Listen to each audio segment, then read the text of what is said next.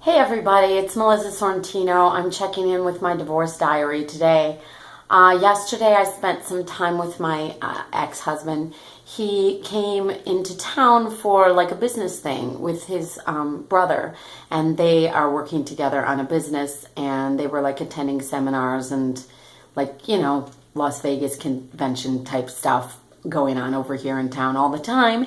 And I was really happy that prior to his arrival, he did, shot me a text and told me he was going to be in town and asked if I'd like to get together for coffee or something.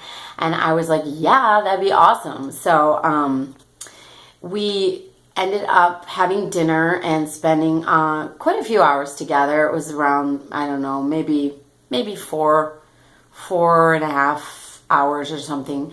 And we had dinner, and then we kind of got a couple coffees and like walked around, and it was super pleasant. Just really, God, it was really nice to see him. I haven't seen him since December when he moved out of state. So we shoot each other an occasional text, but like really they're very, very short, or maybe taking care of some business. We've been touching base, a little bit, but we don't really rely on each other for any like primary emotional support in any way. We seek that elsewhere in our lives. But there have been, a few things that we've shared. We've shared a lot more than I thought we would. We shared a lot more than I planned initially. I think I knew ahead of time that staying in touch would be difficult, because it would kind of like, sort of just re-stir up the pot, as it were, like if you're thinking of like, I don't know, I guess like muddy water, and the mud sort of settles, and then you've got this nice clear water on the top, and you stir it up and it gets a little bit muddled. And so I already knew, it was funny when he sent the text, my immediate reply was, yes, I would love to see you as long as you're okay with me crying, because I might cry the whole time. And he replied and he said, crying is completely appropriate. And as it turned out, we both cried. We didn't cry the whole time. We laughed a lot. We talked a lot. We talked a mile a minute. We felt very rushed for time. We walked around and we were quiet some. And there were moments when he cried, and there were moments when I did, and, teared up here and there. And it's hard, man. It's like we both remember being young and cute and just super, into each other and into our dreams and our lives. Our dreams didn't really reach fruition, and we're each sort of trying to find our way now. We're both very feeling, I don't know if lost is a good word, but aimless. Lost implies you don't know where you're at and you don't know who you are. And just because I'm alone doesn't mean I'm lost. And I'm sure, maybe he does or doesn't think that way, but I'm not going to go there. This is my divorce diary, not his. And I'm not going to guess or really even share his life. But I'm not lost, but I do feel aimless. And I'm ready to aim towards something and move toward it.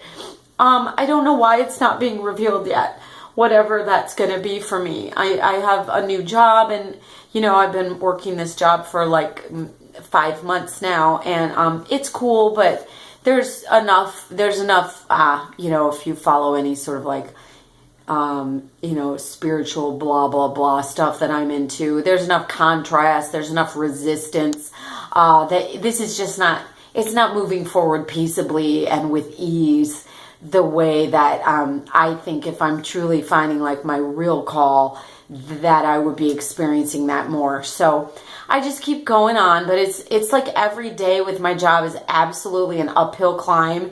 And every time I think I made a little bit of progress, I get sort of shoved back. Little incidents happen, and I'm like 2 steps forward, 2 steps back, 4 steps forward, 3.5 steps back. But it's all okay, I guess, in that way for me individually. But just checking in with the divorce stuff, I am sad. I wish that we could have figured something out.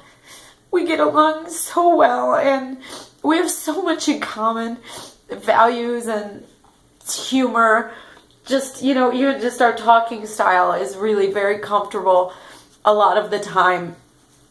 But it takes two. It takes two to tango, and create a nice dance. And to be honest, I think it's unfair to label people as toxic, because it could just as easily label you as toxic. And I think it takes two to toxic. And you both have to decide that you'd rather tango than toxic. And you need to do that more often than not. And I just feel like, sadly, there's a little part of me that can't be 100% embodying myself authentically when I'm with him, and vice versa with him. And I'm okay to compromise. I don't assume that I'm going to, in every situation with whomever I'm spending time, or whatever situation or location I'm in, I don't assume that I get to be 100% say everything I think and do everything I want to do and just let it all hang out because there's consideration of another person there. That's just that is authentic to me. The fact that I mitigate my behavior to make other people more comfortable is just part of what the reality that I want to live in and dwell in and embody. And so for me, I'm like, I could mitigate the things that he seems to need me to mitigate to enjoy his company. And he couldn't mitigate certain things that would allow me to enjoy his company, the vice versa of it. But I guess I'm just too much of like a believer in love. And I still have hope that I'm going to be happy. But good God, he's about the closest thing to a soulmate that I ever found. If there's somebody out there that's more so, oh Lord, please bring it. Because I am ready for more, affection, connection, partnership. I need a team. I want a team. And I'm not always a crybaby. But yesterday obviously was pretty heavy, and I definitely prepped myself. I was like, okay, Melissa, be ready. This is going to throw me for a loop. It's going to muddy that water. It might take a couple days even for things to settle.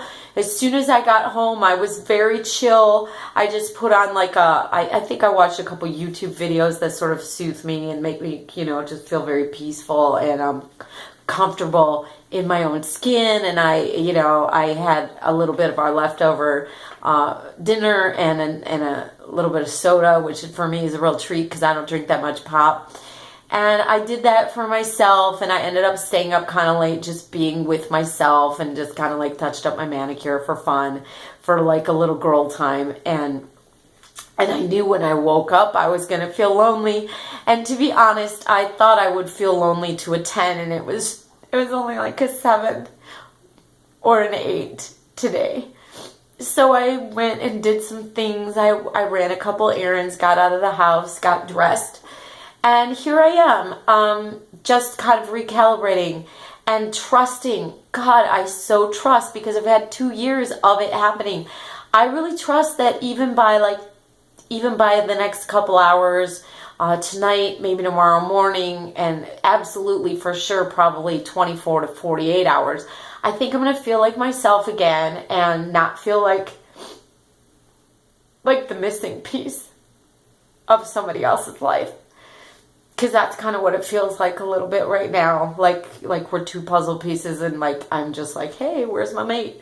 And he probably feels the same way. Hi, Benny. I'm sorry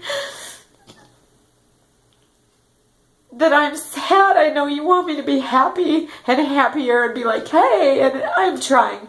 But when I do that, I'm going to do it for me, and I'm probably going to dry my tears, and, in the next 30 to 60 seconds, I probably will stop crying as soon as I stop thinking about it. I think it's reasonable to have things that make you cry. And, I'm an actress. I'm a woman. I have feelings. And if I just bottle them up, that's unhealthy.